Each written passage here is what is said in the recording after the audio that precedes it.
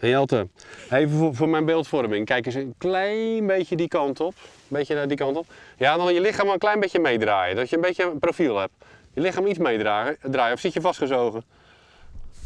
Hoe gaat het met je ogen? Wat de zon betreft, moet je heel erg knijpen. Ja, dit is Ja?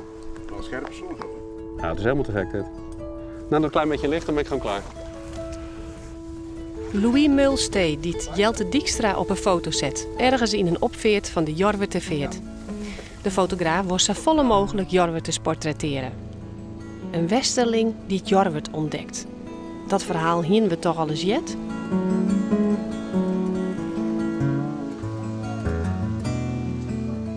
Dorpen hebben honderden, soms duizenden jaren overleefd. Dorpen hebben gezichten. Dorpen hebben verhalen. Dorpen hebben rimpels en lijnen die niet weg te vegen zijn. Maar hun geluiden zijn zacht geworden en hun kleuren grijs.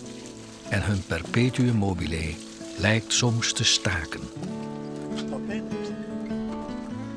Een deken van rust ging er over me heen. En toen was er een stem naast me, althans toen ik op de straat liep, van... Meneer, hoe vindt u het hier? Ik zei, nou mevrouw, ik vind het meer dan opmerkelijk mooi. Het is wonderschoon gewoon. En nou, praat je pot, zoals we dat dan noemen. En toen vroeg ze van, joh, wil je bij mij op het bankje komen zitten? Ik zei, ja, maar natuurlijk mevrouw. Dus ik mijn tas neergezet. En ja, ze was aardappelen schillen. Dus het was inmiddels al in uren of 4:30. En nou, we raakten aan de klets. En 1,5 uur later zat ik daar nog. Gijs Meisma wie de eerste die op een foto kwam. Daarna kwam Louise wat alle weekenden naar Jorwert om mensen te fotograferen. Ik kom zelf uit de Randstad. Ik woon in Krimpen aan de IJssel. Ik heb mijn fotostudio in de stad Rotterdam. Nou, hectische stad. Heel de Randstad is hectisch. En je komt dan hier en het is ineens heel... Ja, hoe moet ik dat nou zeggen? Ja, de Fransen zouden zeggen doucement. Het is ineens heel rustig. Ik ben Harry Kaspers, plaatselijke grijfdoller op het kerkhof van Jorwert. Dat doe ik tegenwoordig mooie tuinsederiërs altijd. Zo nou en dan. Soms hebben we druk. Meestal is het heel rustig. 2-3 keer in het jaar. Dan ben we in het spier. En hoe had hij fotografeerd? Kun je dat eens uit beeldje? Ja, nou ja, we hebben dat naast een vast grijf hebben we dat een nij kuiltje. Een nij godgeving groeven.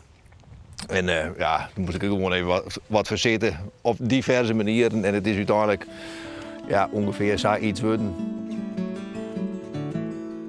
De Jorwerters worden gefotografeerd met haar beroep of haar hobby. Op aparte wijze, een beetje vervreemdend.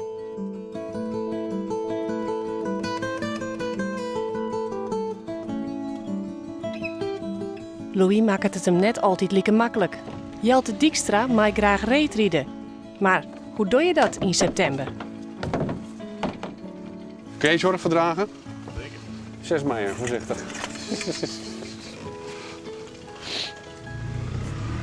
Kapitein. Wat wil je met die foto's? Exposeren ermee. En het boek eigenlijk nalaten als ik er daar niet meer ben. Dat ik iets achterlaat. Maar voor wie maak je dan die foto's? Voor wie is dat boek? Misschien wel voor mezelf, omdat ik 25 jaar in het vak zit nu, dit jaar. En dat wil ik toch vieren. Dat kan je doen met een feestje, maar ja, feestje.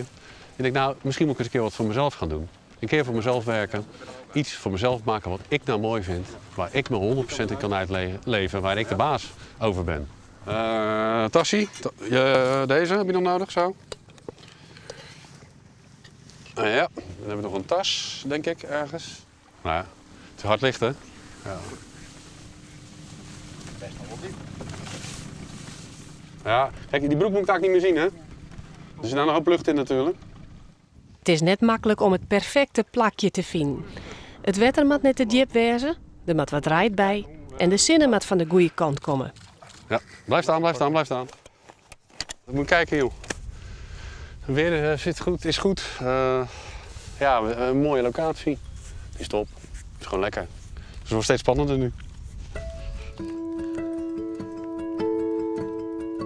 Hoe is die altijd? Ben je er klaar voor? Ja, ik ben er ook klaar voor.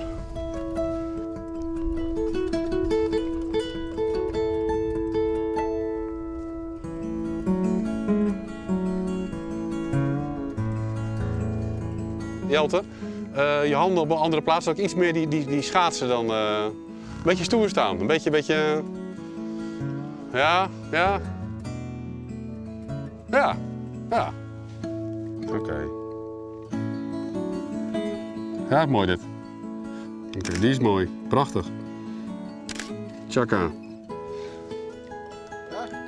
We zijn er, hè?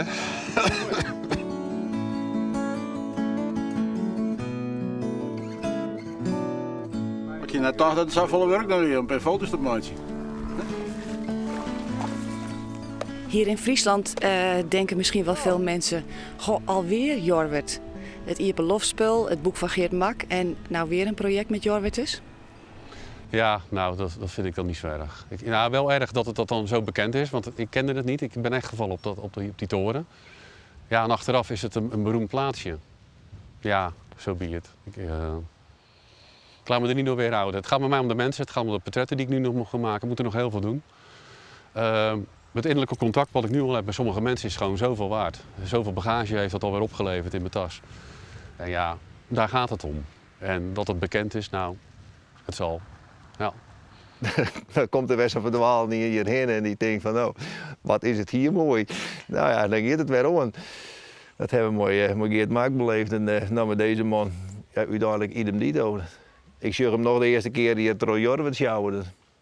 Nou, zo'n verdwaalde westerling, die komt hier dan. En ze zeggen alle keer van, oh, wat is het hier mooi. Ja, nou dat is het ik. Maar ja, dat weet wij ik wel.